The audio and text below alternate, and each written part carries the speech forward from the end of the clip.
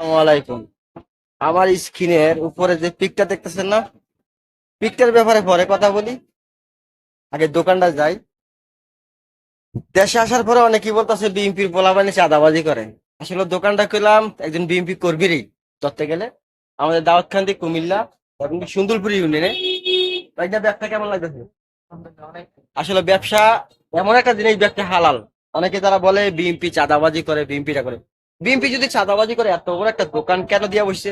সেটা চাঁদাবাজির টাকা দিয়ে খাইতে পারতো। এটা যে অনেকে বলে ভাই বিএনপি আগের বিএনপি না আওয়ামী লীগের চেয়ে খারাপ। আসলে সত্যি কথা, এত বড় একটা দোকান দেওয়ার মানিটা কি? সবকিছু আছে। যে ভালো মানুষ সব সময় মনের ভিতর থেকে সে জনগণকে ভালোবাসবে। বিএনপি যারা করে, তারা যারা প্রকৃত জিয়া সৈনিক, কখনো চাঁদাবাজি করবে না।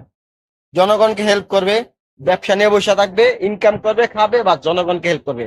ওইটাই হচ্ছে আমাদের বাইকরা বর্তমানে বাংলাদেশে ট্রেন্ডিং কামাচ্ছে। কি ঠিক ঠিক বলছি? বিএনপি করতে হলে জিয়া সৈনিক হিসাবে করতে হবে।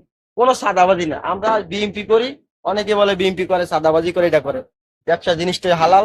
সবসময় সবাই হালাল পথে থাকবেন, হালাল ভাবে চলবেন, জনগণকে হেল্প করবেন। দেশে আসার পরে আজকে বাইক নিয়ে সবাই শুরু করলাম ভিডিও বানানো। ইনশাল্লাহ আসি, থাকবেন সবাই, শেয়ার করবেন। আল্লাহ হাফেজ।